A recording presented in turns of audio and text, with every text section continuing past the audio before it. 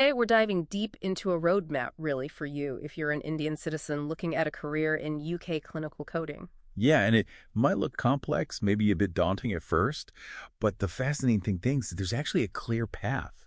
It's phased, achievable, and that's largely thanks to some recent UK policy shifts, really open things up. So, our mission today, to pull out the most vital bits from the sources, give you a shortcut, basically. We'll cover the skills you need, the visa stuff, which is crucial, and, what sort of salary you might expect. So, first things first. What does a UK clinical coder actually do? Well, fundamentally, they're taking patient records, complex medical notes, and they meticulously abstract, analyze, and then translate diagnoses and procedures into standard codes, alphanumeric ones. Yep. And look, it's definitely not just admin work. This is vital stuff. Absolutely vital. It directly impacts how NHS trusts get reimbursed financially. Plus, it informs how resources are managed, and it's even key for clinical research. Big picture stuff. Okay, and they use specific UK standards for this coding. Exactly. You need to know ICD-10, that's for diagnoses, Yeah. and OPCS-4, which is for procedures. These are the UK specifics. And the job itself, it demands incredible attention to detail. You have to be collaborative. Emotionally mature, too. You're dealing with sensitive patient info. And good communication is a must. Now, things like AAPC or AHEMA certifications, they give you a good foundation, theoretically. But not the specific UK codes you need on day one. Precisely. They're not a direct substitute for knowing ICD-10 and OPCS-4 inside out. Got it. And this is where things get really interesting policy-wise. Clinical coders, that's SOC code 3549. For anyone tracking, they're now on the UK's temporary shortage list. The TSL. That sounds like a pretty big deal for someone wanting to move, right? Oh, it's a game changer, seriously. It's not just a minor tweak, because being on the TSL, it dramatically lowers the minimum salary threshold for the visa, down to £25,500. And how does that compare to actual starting salaries? It lines up almost perfectly.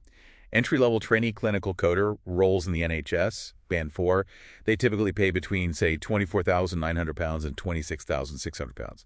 So suddenly, the health and care worker visa becomes financially realistic. Plus, that visa has perks.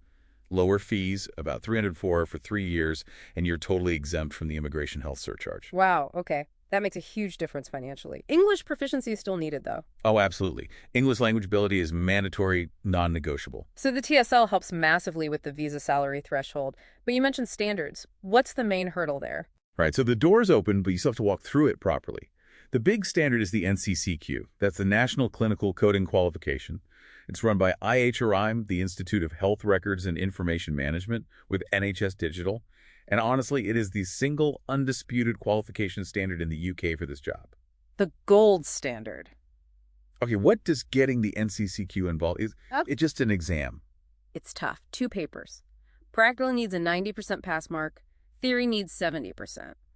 But here's the key thing, the real insight. The NCCQ isn't something you just study for and pass independently. It's the final step of an employer-led development plan. Usually takes 2-3 years.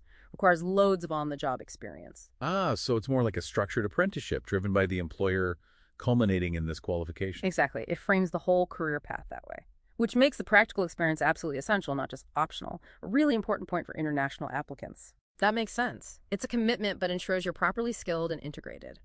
Okay, so putting it all together, we've mapped out a 3-phase strategy for you. Phase 1, pre-UK prep. Get that foundational knowledge of UK ICD-10 and OPCS-4, self-study, online courses, whatever works, and nail the English test. Get the basics sorted before you even think about applying. Phase 2, strategic job search. Target employers using the official gov.uk list of licensed sponsors. Look for A-rated NHS trusts or private firms.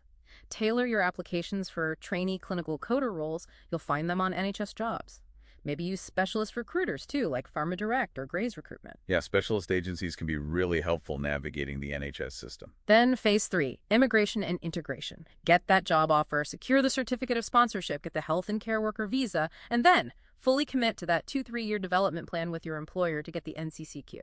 And remember, the NHS has the agenda for change pay scale. It's structured. You progress clearly from trainee, Band 4, to accredited at Band 5, then senior roles at Band 6, and beyond. The market's growing too, projected to hit over $1.6 billion by 2030. So it's a solid field. What a deep dive. It's really clear now. It's not a quick hop, skip, and a jump. But it is a very well-defined, structured, and definitely achievable path for an Indian citizen. Yeah, and stepping back, it's quite something to see how government policy, like putting coders on the TSL, how it directly creates this viable financial pathway for international talent into a critical NHS role. It basically frames it as this state-supported, employer-driven, long-term apprenticeship. It really does. A very deliberate mechanism. And that leaves us with a thought, doesn't it, for you to mull over. How often do you see policy decisions lining up so precisely, so strategically, to open up a specific international career route, quite like this one? Something to think about.